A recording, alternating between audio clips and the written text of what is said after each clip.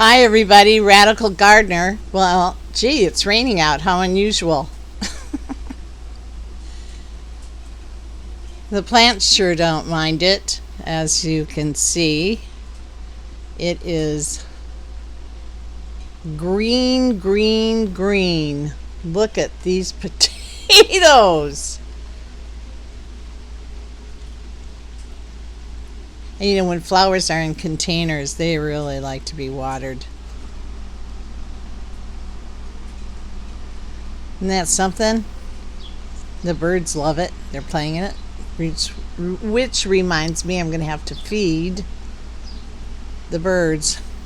All right, a couple things I'm going to show you. What I'm doing a little differently right now is I am addressing questions and just coming out and having a look at whatever I'm getting questions about so that people are getting more of a hands-on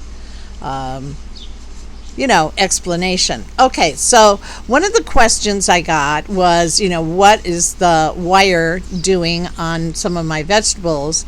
And what that's doing, it's preventing the squirrels from getting and digging in. And I'll tell you how I know that this works.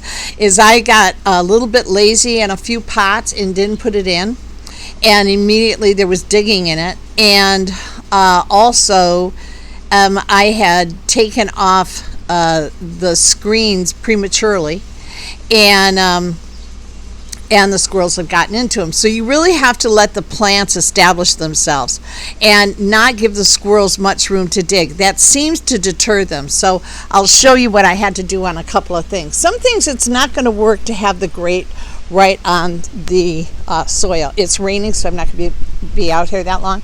But you can see I had taken this off prematurely, and then I just covered it up. Boy, there's that crazy lettuce. And all my stuff's looking really good. I bumped it up with a compost tea from the worm castings.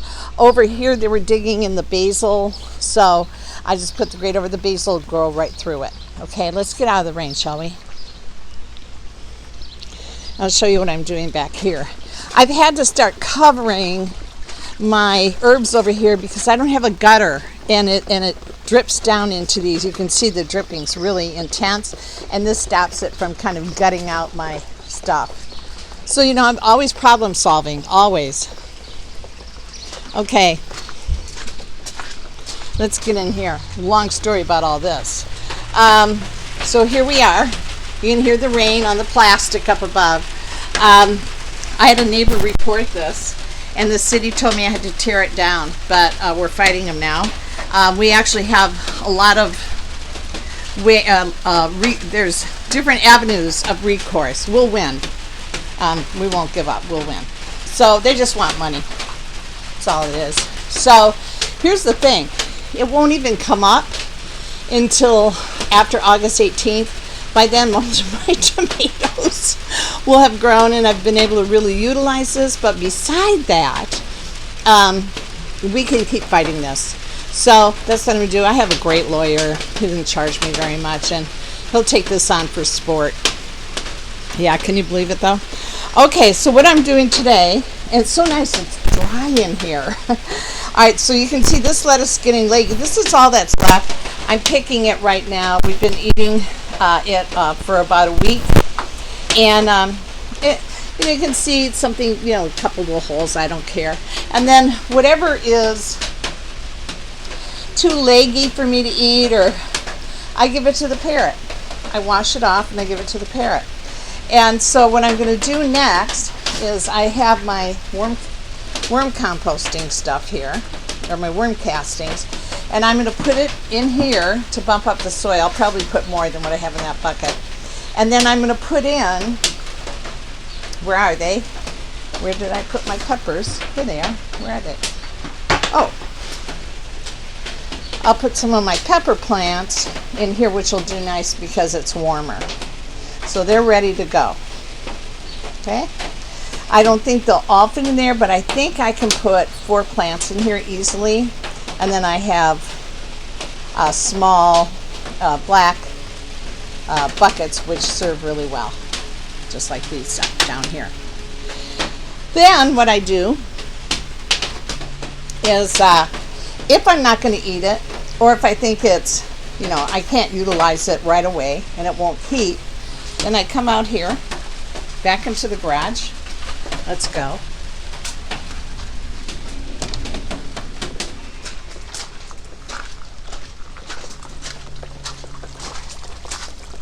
Oh, let's stop. Let me tell you about these peas. They're yellow with purple flowers. I've never seen peas like this before. Incredible. Millions of them. So I'm doing a stir fry today. All right, so we're back in the garage. And I've got my dehydrator set up. This is the best one I found as for the money. It's called Magic Mill. You can get it on Amazon.com. It is dead easy. All these trays, you just lay your leaves or whatever down flat. The thinner the better, okay? So if you're going to do tomatoes, make it thin because it's a little more difficult to dehydrate. And then I think, what do I go to? What's the timer I go to? Turn it on. And I think I go to the longest amount. Let me see here. Just hit this.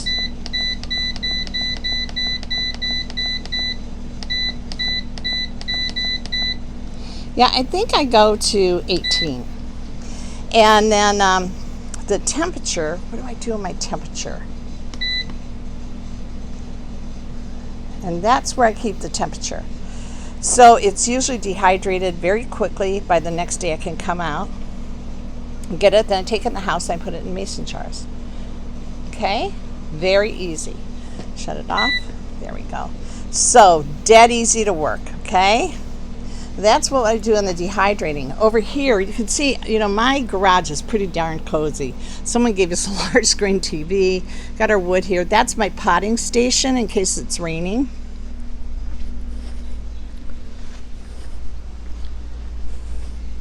So you can see I have my buckets lined up for my peppers, and I'm not going to do my bunny hop dwarf tomatoes until I get back from Denver, which I'm going this weekend. So here is my worm compost, my worm castings, and you guys know the whole story about those. I picked up 15 bags last summer from a guy by the name of Ray who lives down in Detroit in the ghetto.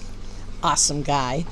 And so I've already texted him a couple weeks ago, and he's going to have more this year, so we'll be stocking up more this year. It's just fantastic stuff. It really is liquid gold. Look at that. So it makes a huge difference, right? So that's it. I hope I answered some of the questions, and you can just see people had asked about the dehydrating. You can dehydrate anything, but the more moisture there is into it, there's in it, the more difficult it is to dehydrate it. So, just an FYI. I did dehydrate. What did I do? Mangoes or papaya? I think I did papaya. Oh my God. I'm still eating those because it's dried fruit, and so you can just chew on it for a while. It's really amazing. It's really terrific. So yeah, everything's looking great. Once again, we just need it to be warmer, you guys, but I don't think there's any chance of that for the next 40 years. So there you go. Let's look at those hardy geraniums up there. So incredible. And again, all these plants, except for the ferns, I even have managed to keep ferns overwinter them, and we probably will be able to do that with the changes, the changes that we're making in the garage. So, but I try and keep everything, and all of my tropical plants, they all came back. All of them did. Some look a little rough in the beginning, but they come back. See, we have one right here. Forgot to take the tags off the pot, but I'll get to that. Those potatoes, it's just crazy.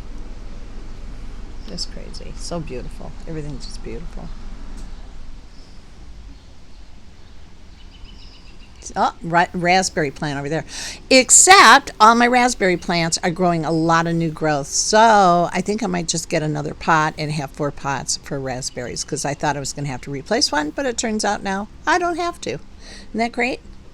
Yeah. Okay. All right, everybody. So, Radical Gardener, from my garden to yours, may your garden always grow. And you know I'm sending you a ton of love. Okay, everyone. Have a good one. Happy Father's Day. Goodbye.